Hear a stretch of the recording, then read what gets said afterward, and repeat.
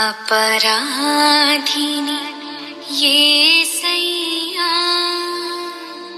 కృప చూపి బ్రోవుమయ్యా.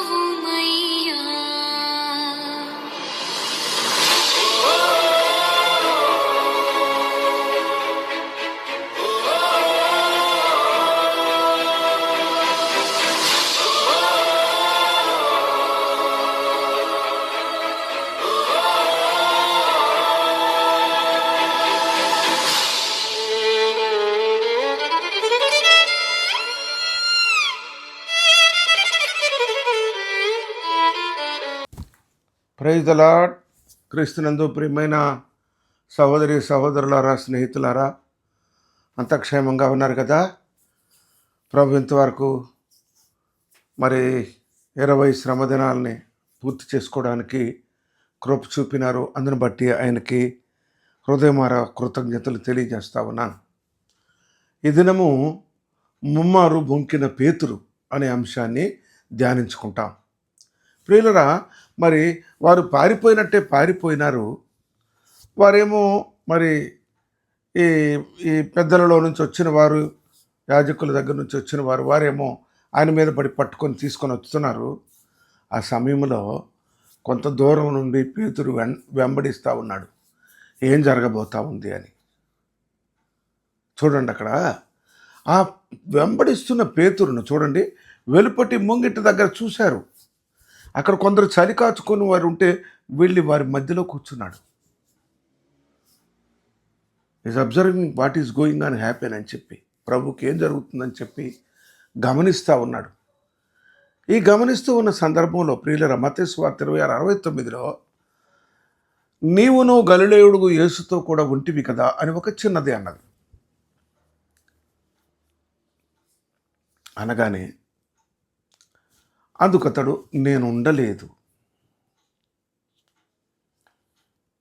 మరొక మాట, నీవు చెప్పు సంగతి నాకు తెలియదు.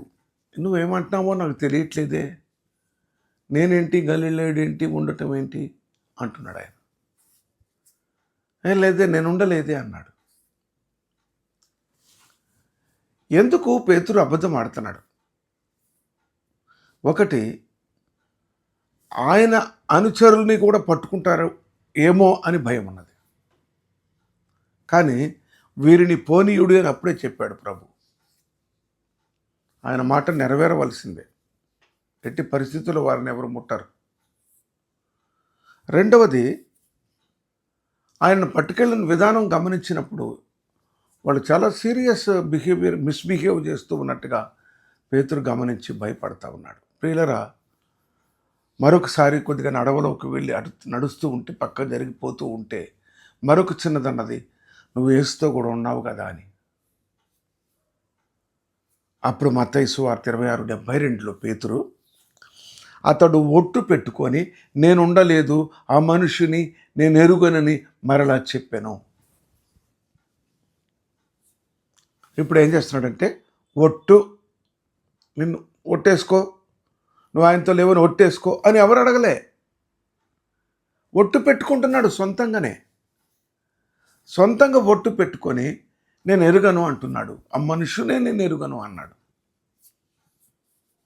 ప్రియ సహోదరి స్నేహితులారా, ఆ తర్వాత అక్కడ నిలిచి ఉన్న కొందరు అన్నారు, నీ మాట తేడా ఉంది అన్నారు.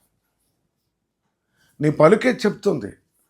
యేసును వెంబడించేవాడు మాట చాలా భిన్నంగా ఉంటుంది. లోకరీతిగా మాట్లాడరు, వాళ్ళ తర్బీదు వేరు.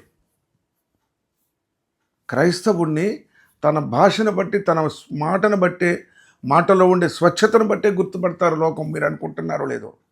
నేను ఎవరికీ తెలియను, నేను క్రిస్టియన్ అని ఎవరు అనుకోరు అనుకుని ఒకవేళ దాక్కునే పేతురులాగా ఉన్నావేమో. నేను మాట వాళ్ళు గుర్తుపడతారు తప్పకుండా. చూడండి, ఇక్కడ మత్తయి సువార్త 26:73లో కొంతసేపు అయిన తర్వాత అక్కడ నిలిచి ఉన్నవారు పేతురు నొద్దకు వచ్చి, నిజమే, నీవును వారిలో ఒకడవే, నీ పలుకు నిన్ను గూర్చి సాక్ష్యం ఇచ్చుచున్నదని అతనితో చెప్పగా. నీ పలుకు నిన్ను గురించి సాక్ష్యం ఇస్తుంది. నీ మాట చాలా వ్యత్యాసం ఉన్నది. మా అంత రూడ్గా లేదు, మా అంత మరి దాన్ని ఏమంటారు, మొరటుతనంగా లేదు. అందులో ఎక్కడో కనపడుతూ ఉంది, ప్రేమ కనపడతా ఉంది. ఆ ప్రేమను నువ్వు నేర్చుకున్న వాడివిగా ఉన్నట్టున్నావు అని అతను గుర్తుపట్టి మాట్లాడుతూ ఉన్నాడు. అప్పుడు పేతురు గారు ఏం చేశారు తెలుసా? అతడు ఆ మనుషుని నేను ఎరుగనని చెప్పి శపించుకొనుటకును ఒట్టు పెట్టుకొనుటకును మొదలు పెట్టాను. ప్రియులరా, మినిమం 3 టైమ్స్ అబద్ధం ఆడాలి. ఒక అబద్ధం ఆడితే గుర్తుపెట్టుకోండి. ఈ సందర్భాన్ని పరిశుద్ధ దేవుడు రాయించిన సంగతి కేవలం పేతురు అబద్ధం ఆడగానే పరలోకం మరి వెళ్ళకుండా ఆగిపోయేది కాదు, లేకుంటే సువార్త నిలిచిపోయేది కాదు, సిలువ వేయబడుట మరి ఆగిపోయేది కాదు. ఎందుకు ఈ సంగతి రాయించారంటే, అబద్ధికుడు ఉన్నాడే, అబద్ధమునకు జనకుడు, వాడు పట్టుకుంటే 3 టైమ్స్ మినిమం అబద్ధం ఆడాలి. మీరు గుర్తుపెట్టుకోండి, మీ జీవిత అనుభవంలో జ్ఞాపకం తెచ్చుకోండి. ఒక్క అబద్ధం ఆడి చూడండి, మినిమం 3 టైమ్స్ మళ్ళీ సపోర్టింగ్గా మళ్ళీ అబద్ధం ఆడాలి.